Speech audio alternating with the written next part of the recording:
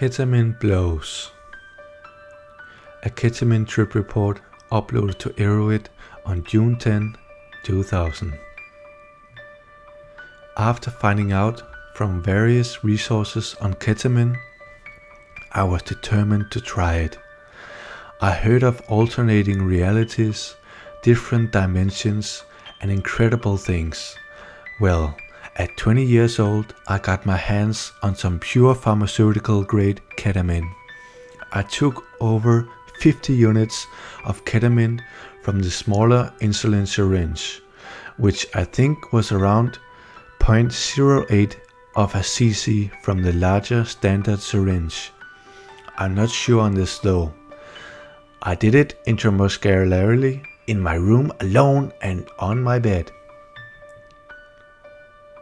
All I can say about ketamine is that I thought it was very unenjoyable. There are many reasons why I say this. A few minutes after I injected ketamine in my shoulder, I began to feel its effects. My vision seemed affected first. I read that one should have low lights and a comfortable spot to trip in, so I laid down on my bed and turned out the lights.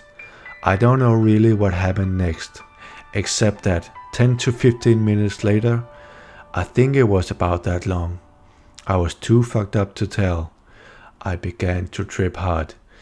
The closest thing I can compare it to is DXM, but with a shorter duration and more intense, although I never tripped as much as DXM as many reports I have read. It lasted about 2 hours with weird feelings and sickness going on until I slept. There are many things that suck about ketamine. 1. The hallucinations are not at all pleasant.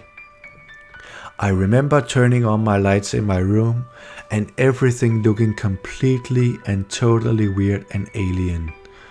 There was movement in the objects, but no flowing beautiful patterns like LSD.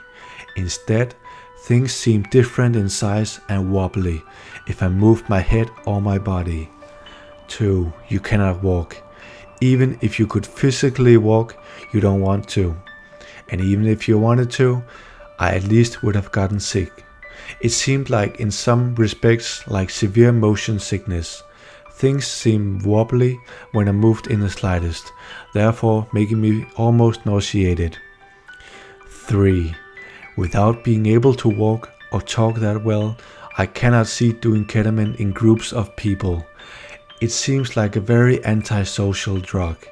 I could not have driven a car, been around one of my friends or families, or been at a bar or social setting.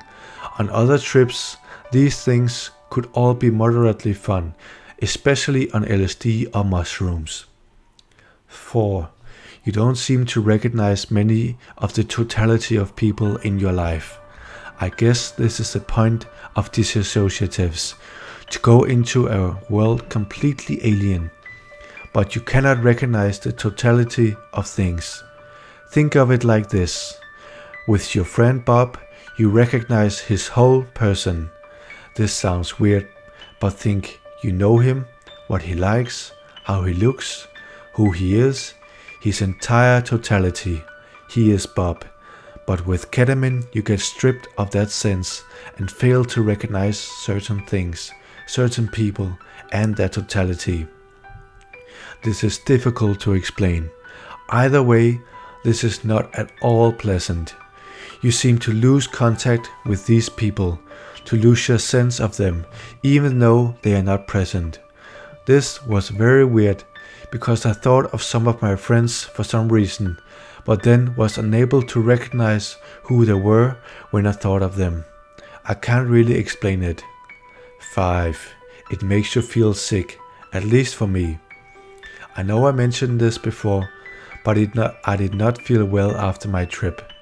The only thing pleasant about the whole experience is when it ended and I went to sleep after the sickness was done.